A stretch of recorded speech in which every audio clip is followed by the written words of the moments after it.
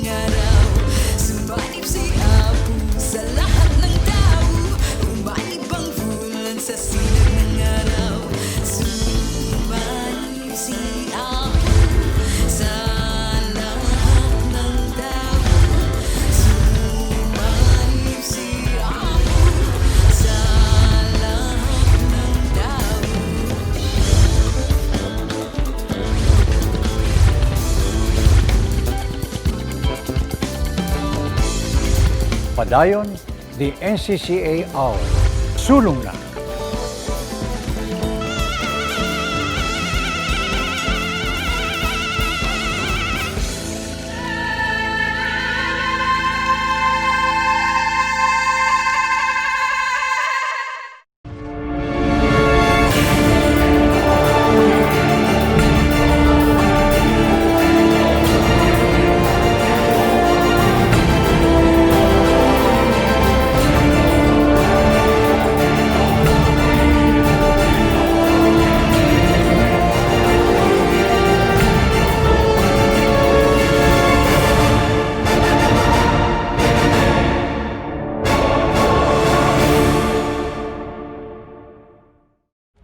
Ang paglalarawan sa iba't ibang mukha ng lahing kayumanggi mula sa iba't ibang panahon at iba't ibang aspekto at perspektibo siya ring pag-iingat sa mga ugat ng ala-alang Filipino.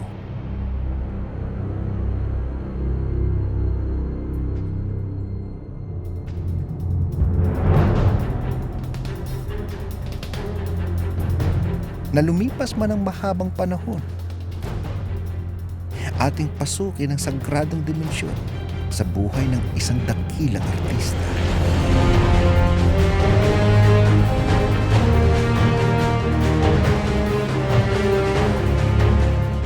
Ang mundo ni Pambansang Alagad ng Sining Benedicto Cabrera.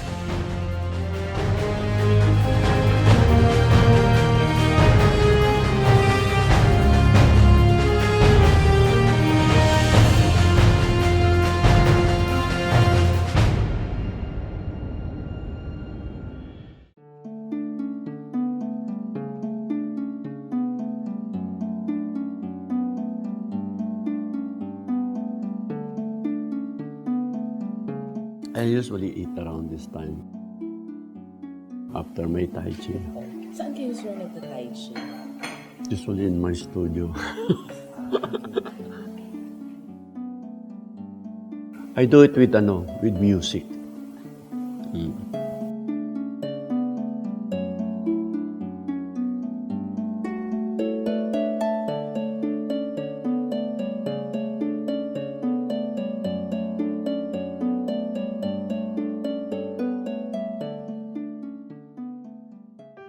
Bunso sa siyam na magkakapatid, isinilang si Benedicto Cabrera sa mag-asawang Demokrito Cabrera at Isabel Reyes.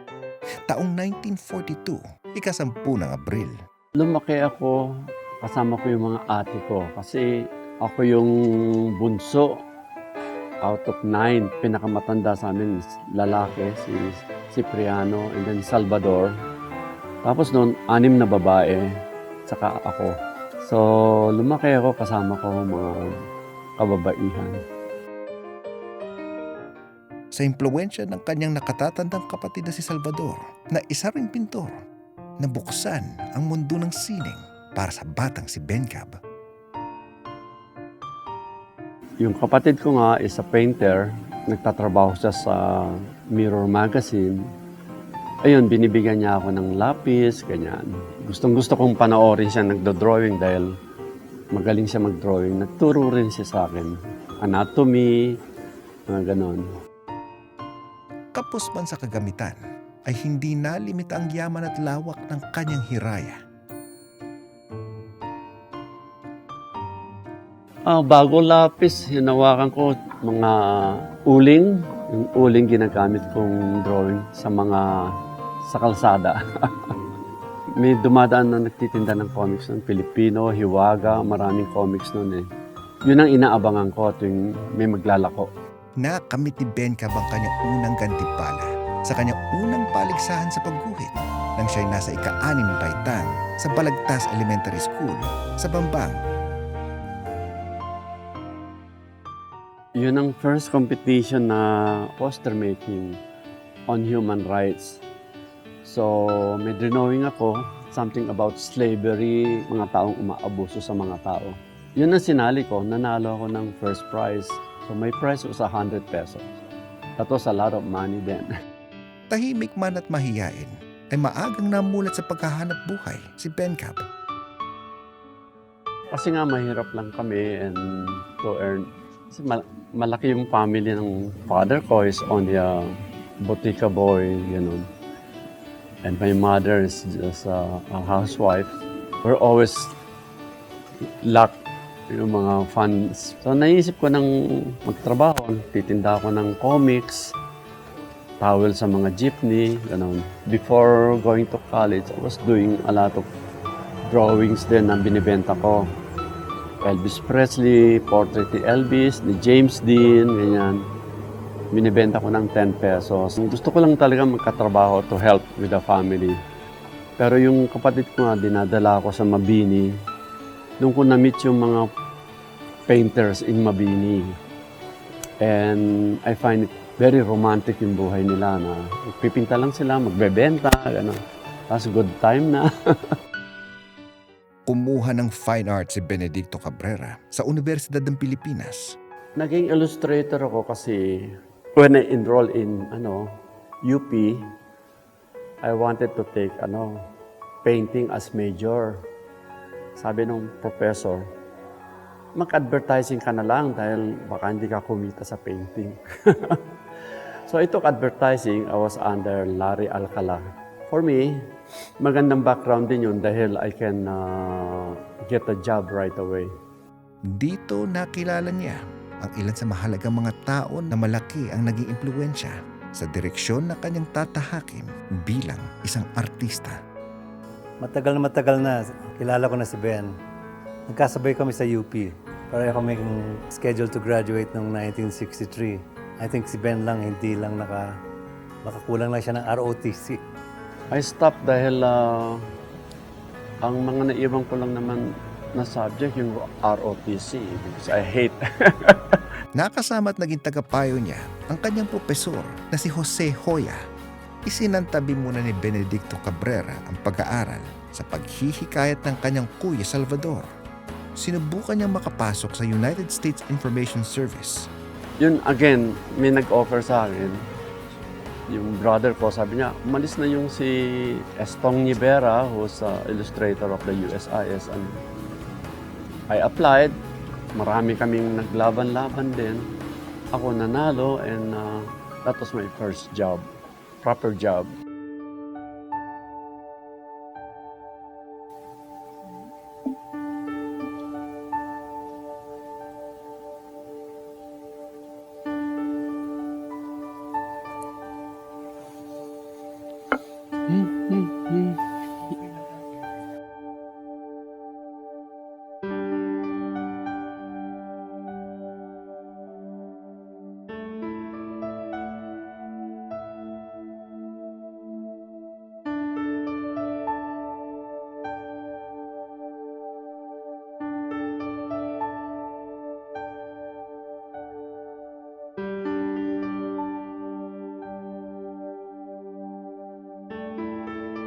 came naturally lang na ang interest ko is my surroundings. When I was growing up in Yakal, Bangbang, I find it interesting to paint what I see. Gaya ng mga scavengers doon, mga charcoal vendors, yung mga ganon. Tapos marami ding mga barong-barong doon. So yun ang nauna. I was using oil na rin. But wala akong brush noon, so what I use is a flat bamboo stick. So yun ang yun ang style na nilabas ko. Ben Cab had an older brother who was one of the so-called Mabini artists. So medyo commercial yung trabaho. That early in his career, si Ben, yung early paintings niya, dealt with may abstractions, may mga barong-barong series, mga Manila Bay seascape. And one distinction he had was, and he's very proud of this, one of his artworks was bought by Paul McCartney. 1966, dumaan yung Beatles na doon, si Paul McCartney. Nagustuhan yung isa kong painting at binili. It's a scene from Pampanga. Sexman, it's tatlong bata na naghuhuli ng isda, na may kubo, gano'n. Taka nga ako dahil nagustuhan niya. And he eventually had that confirmed when he was in London. No? It was actually filed under Paul McCartney's collection. Kasama ni Cabrera mga kapwa-artista mga kaibigan na makapagtanghal ng eksibisyon sa Art Association of the Philippines Gallery. But nag-umpisa ako nung kaibigan ko si Panday Abiado, Mars Galang. Nagtatrabaho ako sa Sunday Times. Tapos sabi nila, let's have a show. They encouraged me to have a show. So, mga trabaho ko nun, maliliit lang. Kasi sanay na ako nun sa desk. So, yun ang in-exhibit ko. That was 1965. And I got a review already. And I sold a lot. Pick po 40 pesos, mga ganun. 3-month show with Abiado and Mars Galang. At para maitanggi ang sarili sa iba pang mga kaapilyadong pintor, kanyang binuo ang palayaw na Ben Cab. During that time, I was signing Ben Cabrera. Pero maraming Cabrera artist noon. So, to differentiate myself, pinutol ko yung Cabrera, ginawa kong Ben Cab. Naisip ko rin, mas madaling isign sa painting. Kasi yung Benedicto Cabrera, haba. Likas na mapagpasid sa kanyang kapaligiran.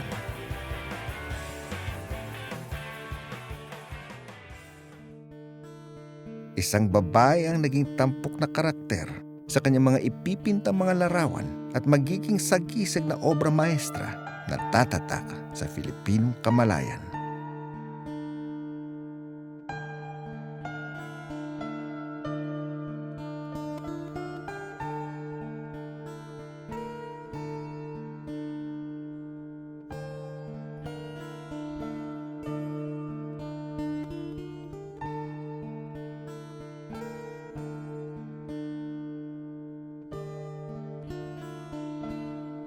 Yun nga, binasag niya yung pinunit niya yung Maria Clara dress. Naging ganun yung naging parang plastic na basura yung damit. But at the same time, ang effect, it represents yung nangyayari sa society, yung kahirapan. Simple-simple yung image pero yung nire-represent niya malalim. Well, his story was that he got fascinated by this woman who, was a bag lady and would be moving around. I think the mystery of it, not knowing who she was, where she came from. Actually, with every taong grasa that we see naman, there's always that question of, saan kaya sila nanggaling? I can say na yung childhood ko masaya naman. Kasi I grew up in Santa Cruz. Paglabas mo, may kalaro ka na. Aside from that, my famous Sabel is right across my window. So hindi niya alam, dinodrawing ko siya, kinukunan ko ng litrato. And that's how I started with Sabel. Yeah, kaya yung Sabel naging dance, feature na yan, has been featured sa theater, gano'n. Apart from being identified with him and identified with the urban parang poverty. So, over-encompassing yung Sabel niya. Talagang, it was a gold mine in a way. Lalo na, even especially with collectors, no? Alam mo, pag Sabel, it's a bencab. Of course, I'm so deeply honored. I am so deeply grateful. At that time, I was also very nervous. The challenge that was facing me, I had never done theater. And then, parang gagawa ka ng theater first time, ganito pa kalaking scale. Yung what it meant, not only for us, but for the art world. Parang for Ben Cab, who is a national artist. Like, I have to bring to life his muse. And I did practice. I would run on the treadmill reciting the lines. I would walk around the house reciting the lines. Oh, pakialam, ATM machine, nagwi-withdraw ako. Reciting the lines. The Filipino people in general, maybe as a nation, we've been from one colonial power to the next, but always under rule after rule. And as a Filipino people, that's in search for maybe the truth, maybe oneness, hindi nagkakaisa. And so Sabel is still searching for liwanag, still searching for her child, for home. That's where we are now, perhaps. To frame Sabel as a kind of a provoker, pinoprovoke tayong mag-isip tungkol sa imbalances dito sa bayan natin.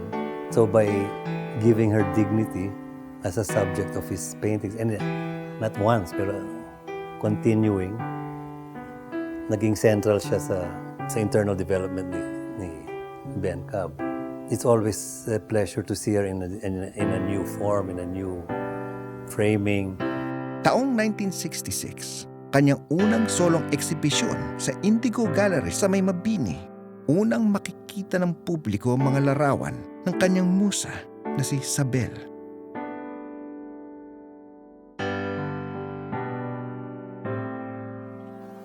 Is this Sabel? No. Could be anybody. Kasi, yeah.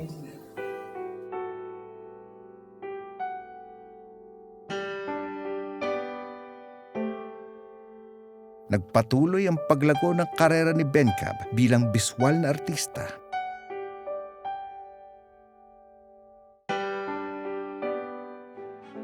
Ikinasal sa kasintahang manunulat. Nanahan ang mag-asawa sa London. Kataon na I met my wife, which is British now. I decided to go with her to London. That was the time when you want to do some adventure. When we were traveling, kami ng ex-wife, we went through India, Nepal. Interested na ako sa bumili ng mga objects, no? Tangkas, and mga bronzes. Para madagdagan yung kita namin, binibenta namin yun sa Chelsea Antique Market to start with. Tapos habang nagbabantay ako doon, nagdo-drawing ako. Next door, may gallery. So, pinakita ko yung trabaho ko. In-exhibit ako doon. So, everything, this is in Kings Road. Nakilala ang kanyang husay at gilas, pati sa iba't ibang panig ng mundo.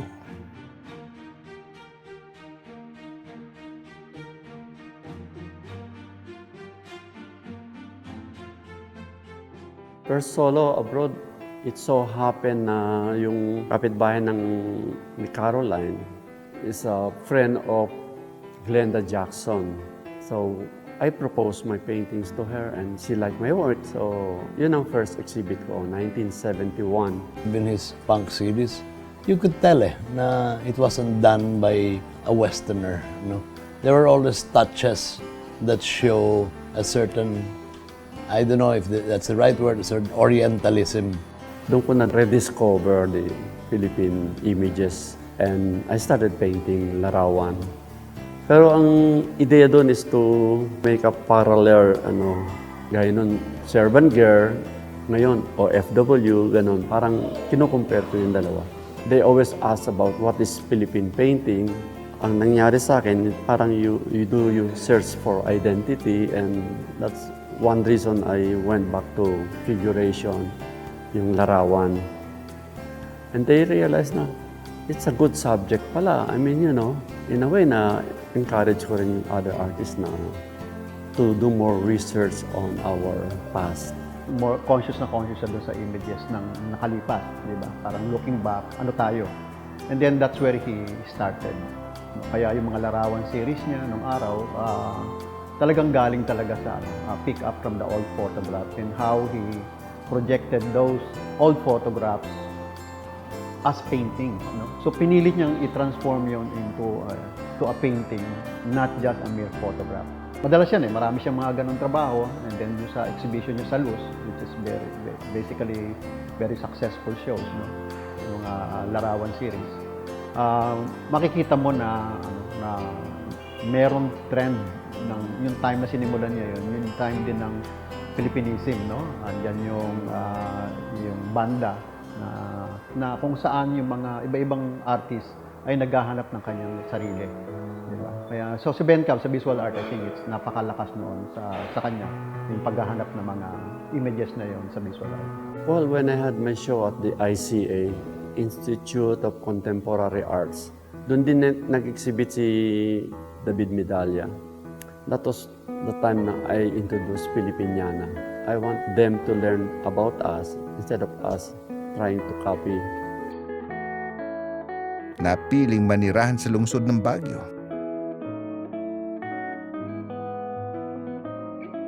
Certainly, he's a naturalist more than an environmentalist. No? Mahilig sa halaman. Diyan ako inggit sa kanya na we share the same fondness for flora. No?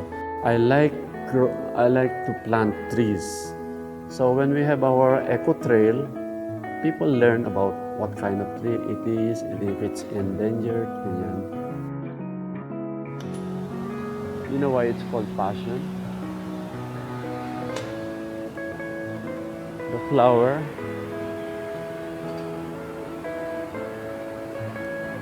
sabi nila parang something to do with the disciple of Christ, and then this is the I don't know. Yung disciple ng 12 disciples, and then the center is Christ, and something like that. Ito yung almasiga. We have nakalagay yung native and vulnerable. Pinanim namin yan, taas na. That's a big tree, Dito'y ibinahagi niya ang kanyang sarili at sining sa pagtataguyod ng pangkulturang layunin, pagpapaunlad sa mga sining ng mga kapwa-artista, pagkakawang gawa, at pagpapalago sa diwa ng volunteerismo. Nabuo ang Tamawan Village sa pamamagitan ni na ako Ben Cabrera at Chief Signation at sa mga ibang kasama. Ako yung caretaker noon. Ang Tamawan Village ay parang ginawa lang na parang pastime ng mga nina Sir Ben at saka Chief. Started with the 3 native huts. May Kinakin hut, yung kay Jackson Bryan na Dukligan, and yung Anaban ni Ben Cab. So that's how it started, and then it was purposely, the purpose of putting up this village is not only housing the abandoned huts, but to house the mga Baguio Arts Guild artists na display sa convention center. In those days, maski na yung membership fee lang ang pinakapera namin, 100 pesos per member. Let's say may 30 members, so may 3,000. Yung 3,000 lang, ang laking nagagawa namin kasi mostly yung volunteerism. That was the great spirit of the early Baguio Arts Guild. Na maski na kaunting pera, malaking volunteerism, we could organize many community activities. These spontaneous happenings started to happen, and si Ben Cab also had children around our age, so si Jasmine, Mayumi, and Elizar, who were yung mga kababata rin namin, but they were based in London. For example, they would create huge murals, the Baguio Arts Guild, and the thing with the guild was hindi sila inclusive, so kasama kami mga makukulit na bata, which also probably gave me the notion of practicing art myself. Parang na-encourage yun. Somewhere in the late 90s or mid-90s, nag-fade out yung guild. Pero because we got so much support, yung parang naging paborito ang Baguio Arts Guild ng NCCA. And maybe we became a model for other arts guilds around the country. Yun ang din ang iniwan na legacy dito ng si Sir Ben Cab to conduct art workshops sa mga out-of-school youth. Even nga sa jail, nagkaroon din ng art workshop yung mga Tamawan Village artists. Ang tunay na henyo ni Benedicto Cabrera ay higit pa sa anyo at estilo na natatanging kanya. Higit pa sa tingkad ng buhay ng kanyang mga nilikhang obra at halaga ng mga ito. His line drawings and his prints. His prints are truly exquisite. They're really great. It's his line. It's not a particular work, but it's a certain guhit and an expressive, whether it's unfinished, it's never over-finished. Hindi siya magiging ganyan kundi siya madiskarte. He has mastered his craft. Yung brush stroke niya, yung mga colors niya, dinaanan na niya lahat yun. Kaya ganun ka-spontaneous yung kanya. Parang walang effort. Ben Cab has not stopped evolving, as an artist. Even in his own right, as someone who found his métier, the most suitable genre for him, whether it's oil or acrylic painting, although he often dabbles in printmaking as well, and in simple portrait illustrations, his strongest forte, glorifying certain images and symbols that are tied up with either historical or social relevance in terms of the Filipino consciousness and his culture. Actually, gustong-gusto ko yung series na Lovers. Pangarap kong magkaroon ng lovers. I was very drawn to it. Maybe because it's more sensual, it's got more passion in it. But all his works naman, you see the strokes of the brushes, you feel the passion of Tito Ben there. I think to mag-start siya sa prints, more on photographic yung kanyang approach sa kanyang trabaho. But later on, naging national artist na siya. I think mas naging libre yung kanyang strokes. Palagay ko mas kasabay nung panahon yung paghahanap mo ng freedom, pati doon sa style, lumabas din yung kay Ben Cab. Mas libre yung kanyang hagod, hanggang itong huli talagang halos gestural na yung kanyang painting. Siguro dahil sa exposure na rin niya sa Oriental art na halos abstract yung form. But then hindi naman totally nawala yung images kay yung representational images kay Ben. Pero yung kay Ben, yung distinctive is maraming space around. And then you see a central figure na either etched or sketched na makikita mong yung detalye ng pagka-Pilipino ng muka. And then dadagdagan na niya ng mga whatever may narrative na around that person. Like, hindi overloaded yung mga paintings niya, pero malakas agad ang paghatak sa iyo.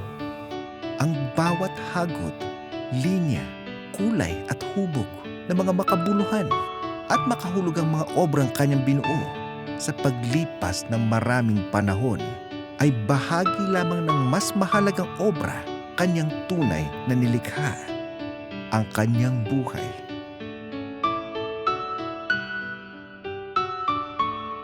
Para maging successful yung paghahanap natin ng identity, kasama yung kwento natin, di ba? Hindi yung kwento ng iba. Hindi yung kwento mismo nating Pilipino. Na katulad ni Ben, yun ang kanyang kinwento. He wasn't a national artist then. He was just a regular Baguio folk, which was very inspiring for the young guys. He was someone to look up to. Charming, very charming man. Hindi ka mahihirapan makipagkaibigan sa kanya. Ikaw ang mahihiya. Dahil masyadong mapagkumbaba. Hindi naman siya snabero o kung ano. Hindi madamot. Kasi ang tao, Kung sa ugali, hindi madamot. Ganun din doon sa nalalaman sa sining. Before na we have the tamawan, he was already sending scholars ng mga Kalinga. Helpers niya are from Kalinga and from Ifugao. She was been supporting the Cordilleran people. So this is one of the largest Ifugao hut from Kiangan. It's an old piece din. It's called Padaw. I think it's Mulabe. And it's parang lang,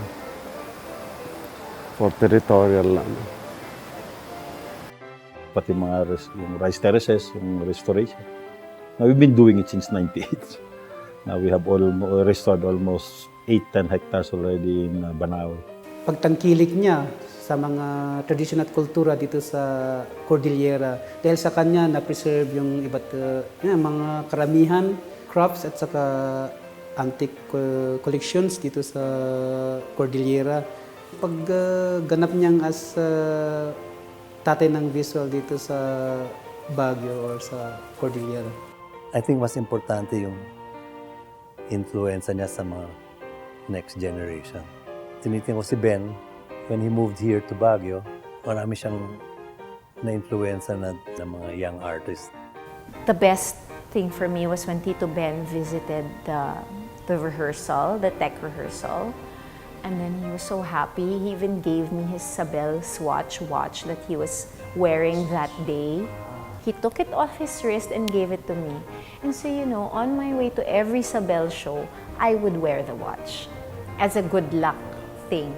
I don't know if he knows this. It was really so special for me, the whole experience, and I loved being Sabel.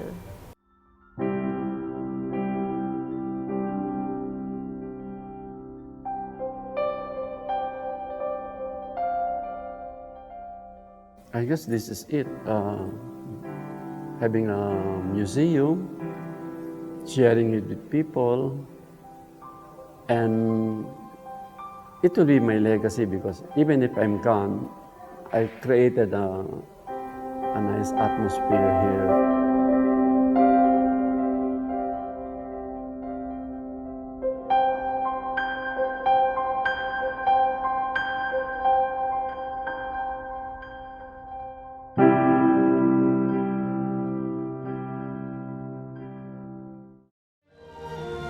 Mga kababayan, bigyang pugay po natin ang mga bagong hirang ng mga pambansang alagad ng sining! Para sa larangan ng sining visual, si Ginoong Benedicto Cabrera!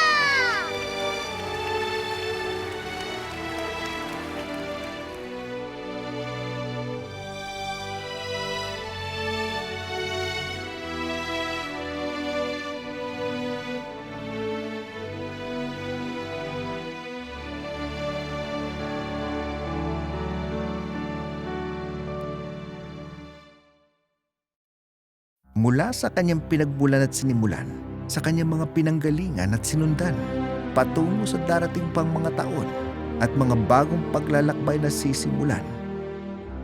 Siya'y higit pa sa hiwaga, hiraya at halaga ng kanyang sining. Isang Filipinong mas dakila pa sa kanyang pangalan. Ang kwang ko naman talaga is art and nature. So, the mga guests, that's what I offer. And marami nagpapasalamat na thanking me for putting up something like this. Benedicto Cabrera, Pambansang Alagad ng Sining. Sagisag Kultura ng Pilipinas.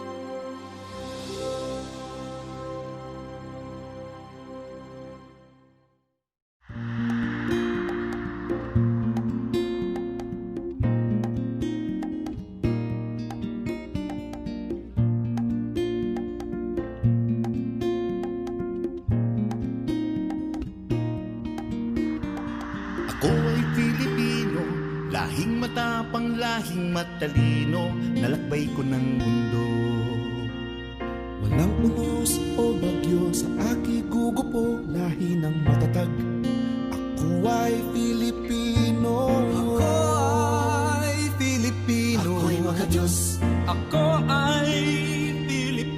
Ako'y makatao, saan man makarating, sino mang makapiling. Aangat ang galing, habang buhay, Filipino. Filipino.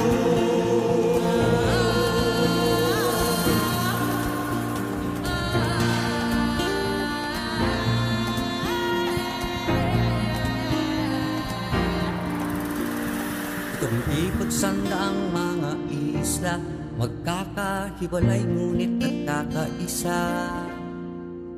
Tahanan ng aming lahi, mga pook na aming ninimiti. Puno ng kasaysayan, puno ng hiwaga. Sa mga lugar na ito nakatanim ang ugat ng pagka-Pilipino. Ako ay Pilipino, ako'y makadiyos. Ako ay Filipino, ako'y makatao. Saan man makarating, sino mang makapiling. Aangat ang galing, habang buhay, Filipino. Filipino.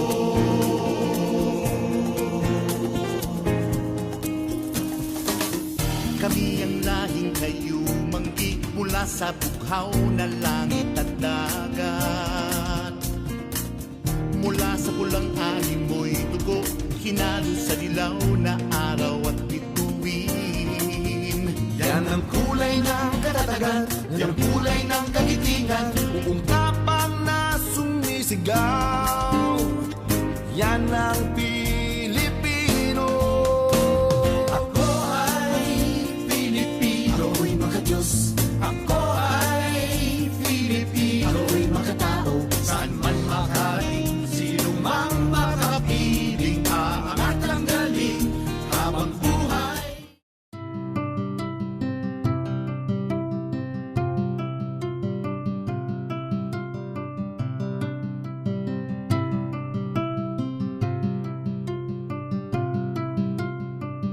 In a world and time when so much is changing, there is still so much of our culture that has to be documented and kept alive. Who are the bearers of these precious living cultures? How do they pass on a knowledge transmitted through the ages? What they represent has survived colonization, conflict, marginalization, and yet they persist. Sila ang sisidlan, the living vessels that store Dayaw, our knowledge, our pride.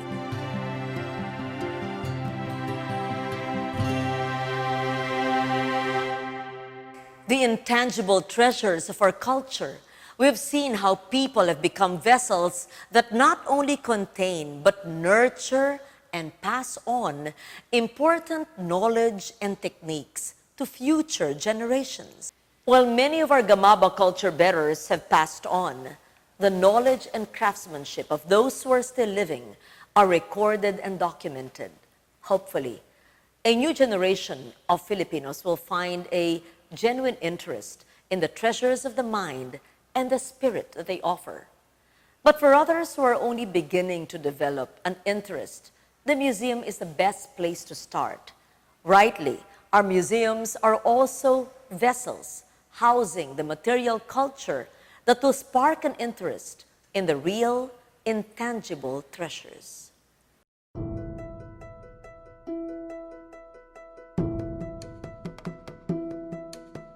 Every time we shoot an episode of Dayaw, I find myself enthralled by the galleries of the National Museum.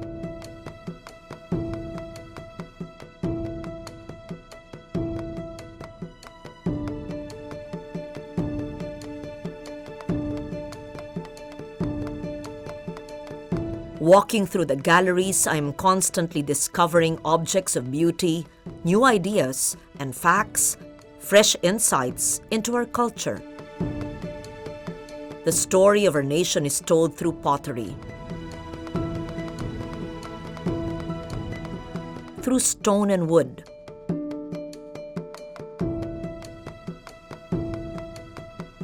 through textiles and metal,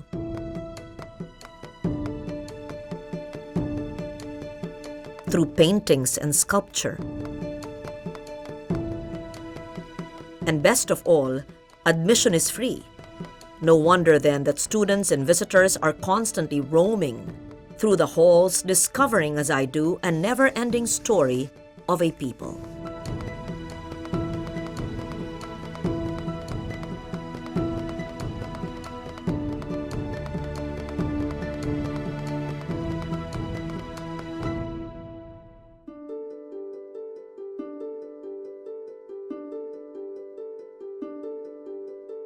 No other museum has the history and the ambiance of the San Agustin Museum.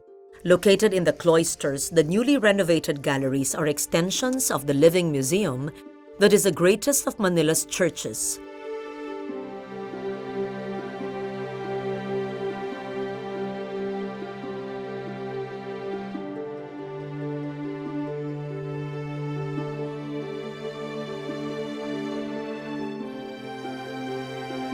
A new museum housing the Intramuros Administration's collection of ecclesiastical art is set to open soon, just a stone's throw away from the San Agustin.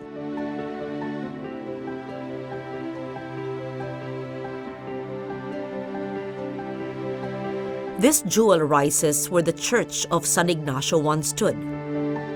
This is the much anticipated Museo de Intramuros. The project has 3 phases. So right now we're on the first phase of the project, which is the shell of the former San Ignacio Church. This structure will be the main gallery of the museum, which will house the larger objects that we have, like the altar pieces, the carrozas. The second phase is the completion of the mission house. So we are now on the finishing works here on this building, and one of the main features of this project is the cistern, which is right behind me. This is an original feature that was discovered during the archaeological excavation of the project. And this cistern, we incorporated it in the design of the whole of the museum. And the third phase will be the completion or the finishing works for the reconstruction of the San Ignacio Church. The challenge for the museum is how we can make the exhibits interactive so that the audience can be engaged while viewing the exhibition.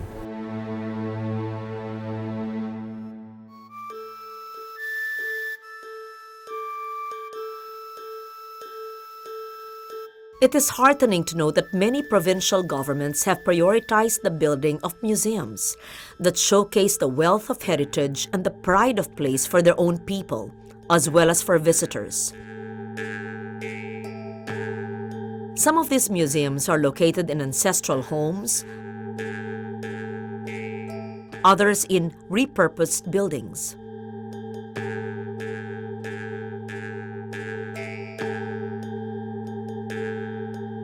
In Lawag, the Tawid Museum showcases the linkages between the Ilocanos and their Cordillera neighbors.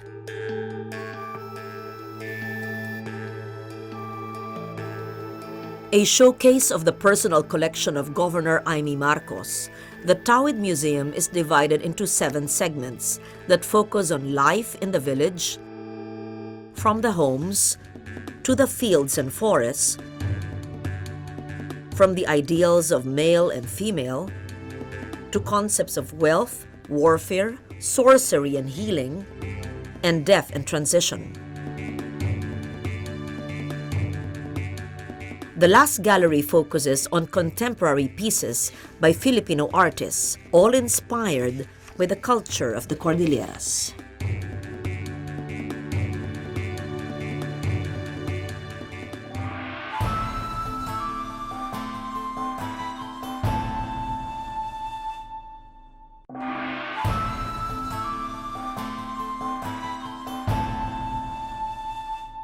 The Ayala Museum has always been a friend to Dayaw, opening up their collection of pre-Hispanic gold for our earlier episodes. But there are still so many galleries that beckon the range of these exhibits, covering indigenous textiles, imported ceramics, and masterpieces of contemporary art.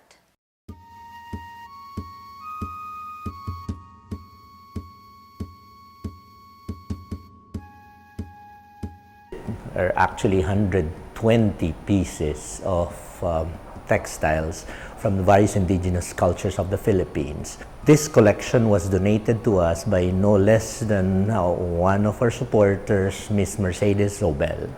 These were actually from the various cultural groups from up north and down south of the Philippines.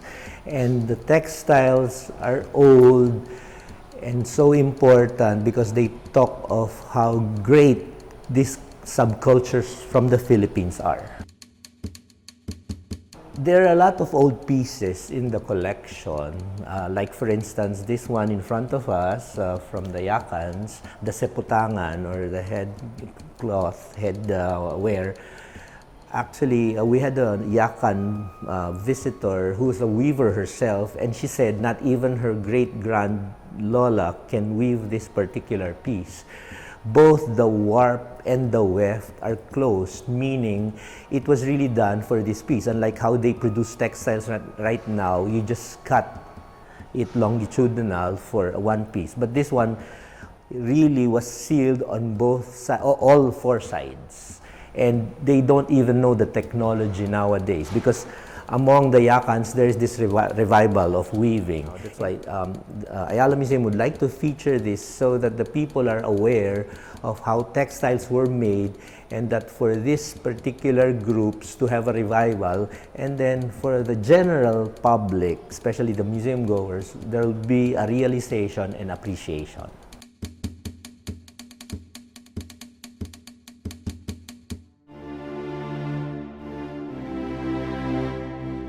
This collection of Chinese trade ceramics as well as Southeast Asian trade ceramics came from the Roberto T. Villanueva Foundation. The collection is an important ceramic collection because it talks about trade with China and the rest of Southeast Asia thousands of years ago. What the collection would like to talk about is how rich our ancestors were, that all these things that were brought to the Philippines simply acquired, or some of them were actually not intended for the local market or Southeast Asian market. However, since they were loaded in ships, the ships met the typhoons in Philippine waters and they eventually sank within our territories, and then they were excavated and here they are on exhibit.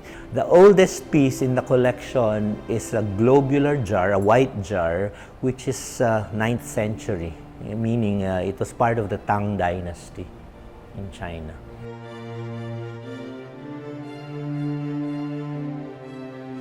They really talk about the Philippines being part of the crossroads because the Philippines is so important that most of these maritime vessels pass through our areas of responsibility, and they were involved in the trade as early as then.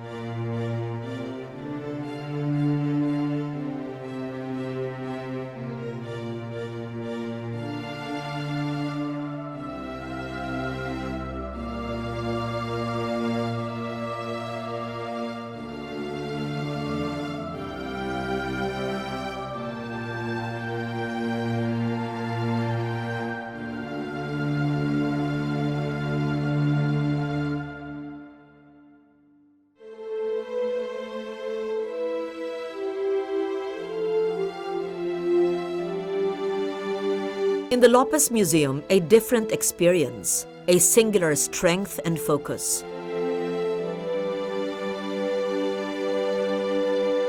The archives are renowned for their vastness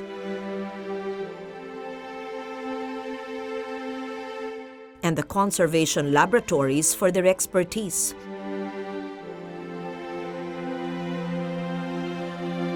It is no wonder that other museums link with the Lopez for their research and conservation needs.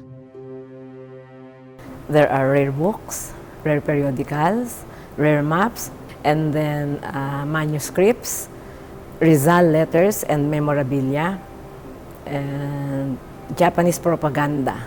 Plus, the manuscripts, the maps, and the rare books are being accessed to the researchers because they are already digitized.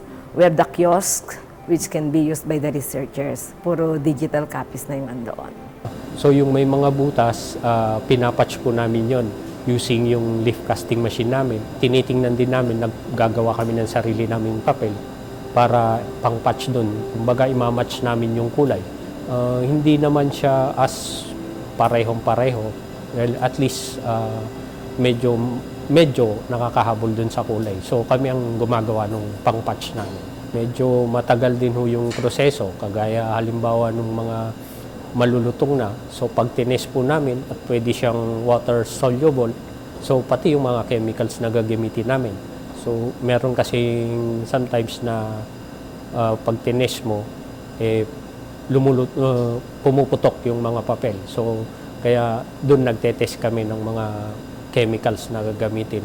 Pagka yung mga brittle na, so grabe na yung acid niya. So at pwede naman siyang soluble naman siya sa tubig. So yun, the time na nagwawash kami ng mga papel para matanggal yung acid niya, para bumalik ng konti dun sa dati niyang condition ng libro. We have to do scientific analysis in order to diagnose the condition of artworks before proceeding to treatment. We deal with a lot of collections, both of the museum and clients who request for our assistance regarding treatment of their collections. We deal with a variety of materials from, as you can see, we have maps, posters, paintings, and then we have watercolors, name it. If you're dealing with millions worth of artworks, it's really a must that you must have a conservation lab in order to stabilize those paintings which need immediate attention, or at least do first aid, in order to preserve them and, if necessary, restore them.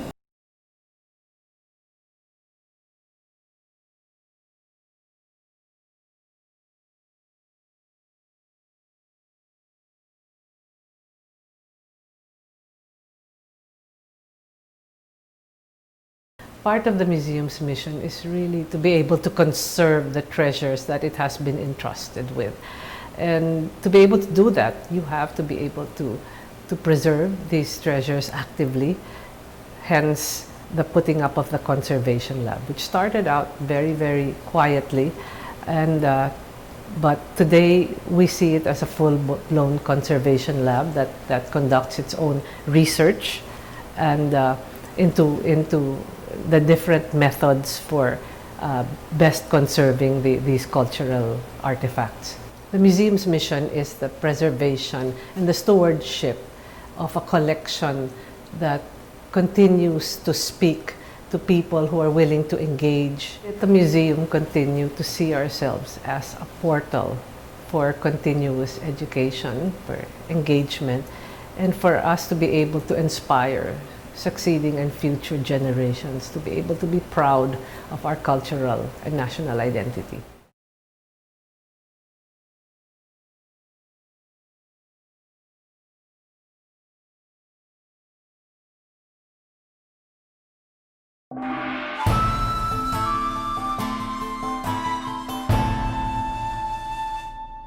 The Bencab Museum in Baguio is now a tourism draw. With a heady mix of contemporary art and even tribal art, lush scenery, good food, the museum is a place that merits not just one, but repeated visits. But another museum in Baguio offers a different, more academic, but equally enthralling experience. And it is set in the campus of the University of the Philippines, right in the middle of town. Two Baguio museums, two repositories of the rich Cordillera culture.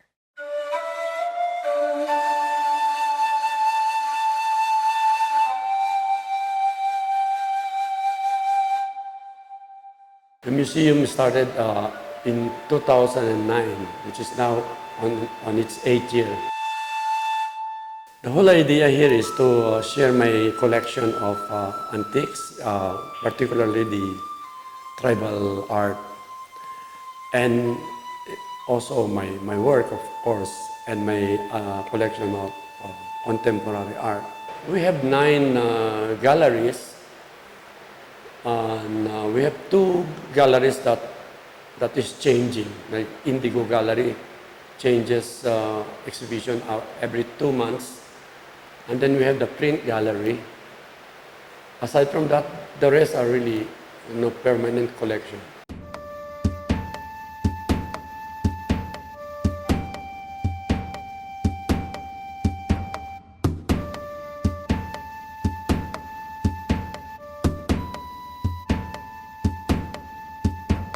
This is another gallery of contemporary artists. We call it Gallery 2. And mostly established painters. Next to it is the Maestro Gallery. It's a small collection of paintings by the masters like Edades, Sanso. I have a little Sobel there, Legazpi, Arturo Luz, Angkyoko.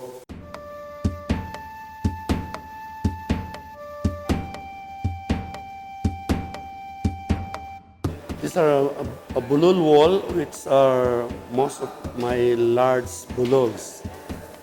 And there are some pairs and some single piece. Like this piece, I got it in the 60s. And when I got married in London, I brought it with me. But when I came back, I brought it back.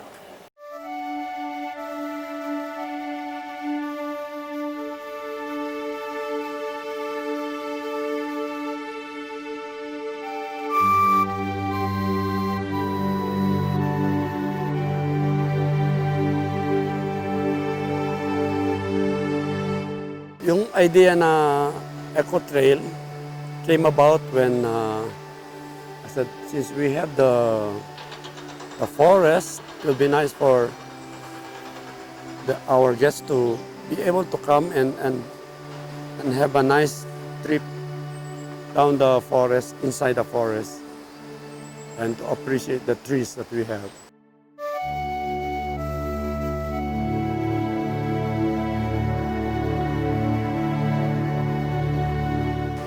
The whole idea is to share the activities of the museum and also concern for nature, which is in my museum is a combination.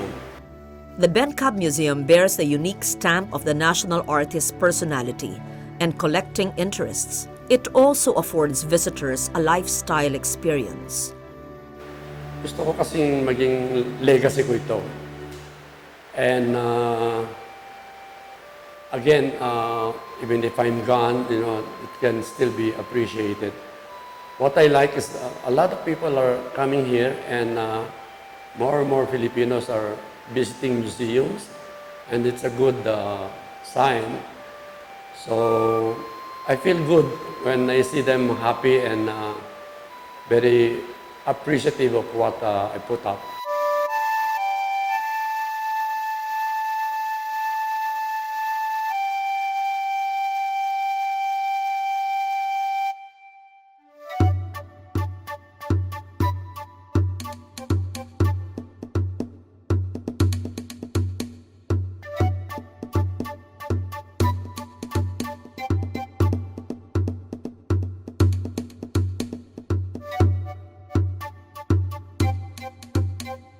The Museo Cordillera in the campus of UP Baguio has something different to offer. An exploration of the minds of the UP academic staff who take turns curating and putting together shows based on their interests and research. It is a unique approach to museum exhibitions, conceptualized by Dr. Annalyn Salvador Amores, who is best known for her landmark work on the Kalinga Batok or tattoos.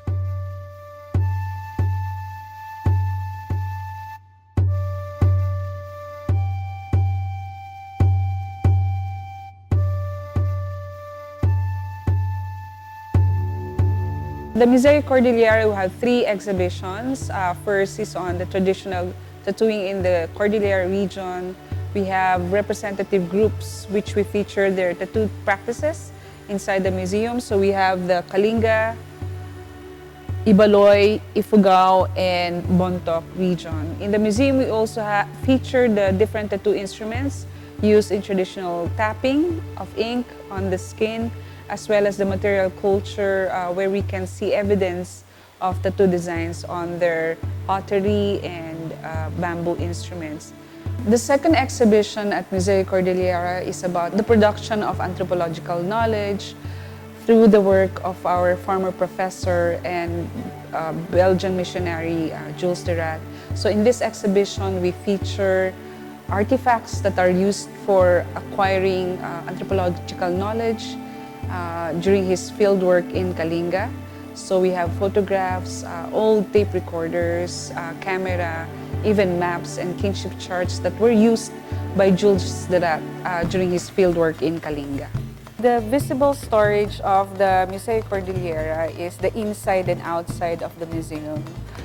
Here we have a dense display of more than 1,000 objects, and we showcase how the museums are actually working, from studying the collections, curating the collections before they go out for exhibition inside at the museum.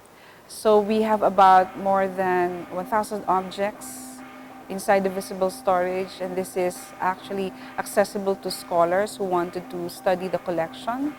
And it is also a meeting place for our descendants from Northern Luzon who come and see the collections of their ancestors. We hope that Museo Cordillera will accentuate its niche in Cordillera studies. It will continue to be a platform for dialogues about issues of indigenous peoples. We also want to hold discussion and access about Cordillera research, and it goes beyond Northern Luzon. So hopefully we can also encourage other local communities to set up their own museum in their communities and to have Museo Cordillera as an inspiration for this endeavor in preserving the cultures in Northern Luzon.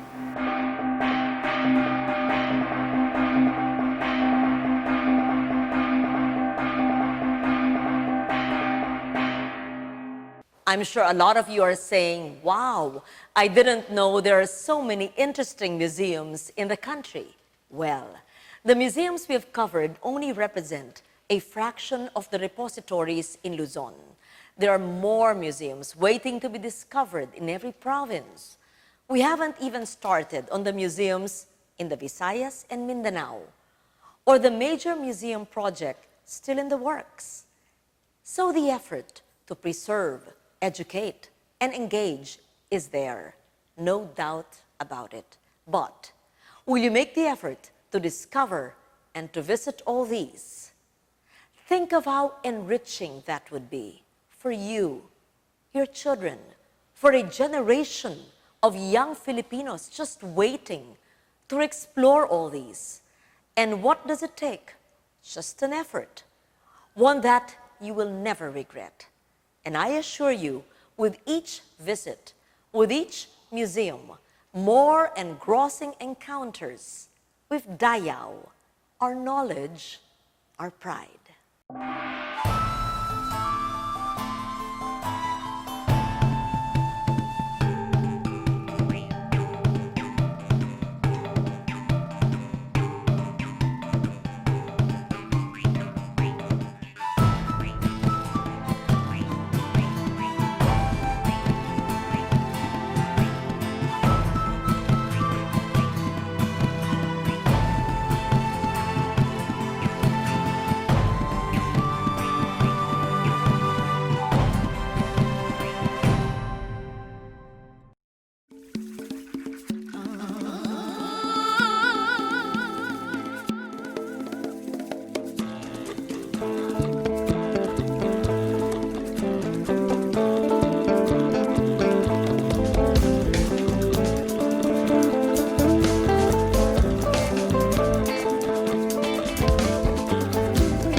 Padayon